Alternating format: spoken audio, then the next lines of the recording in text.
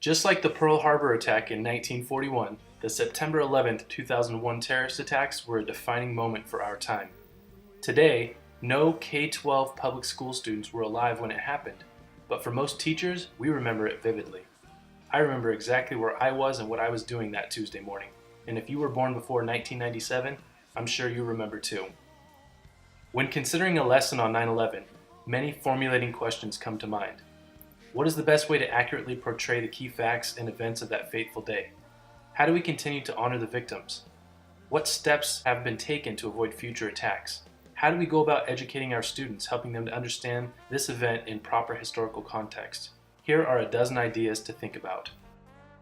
Start with what they already may know, using partner talk, a KWL chart, or surveying the room. Compare and contrast 9/11 with Pearl Harbor. Discuss similarities and differences between the two events. Faces of 9/11. Introduce them to the key figures related to 9/11, from the president and the mayor to the firefighters and the victims. Key details. Go over the main details, including the hijacking of multiple planes, the various targets, and so on. Why? Answer the question that they're all wondering. Why did this attack happen? Why America? Why New York? Why the World Trade Center? 9/11 by the numbers. Look at the numbers, and not just in terms of lives lost or the cost of cleanup. War on Terror timeline. Understand the timeline of the attacks as they relate to the War on Terror, operations in Iraq, Afghanistan, and more. Stories of heroism and tragedy. Hone in on specific stories of heroism or tragedy, such as the passengers who overpowered the hijackers on Flight 93.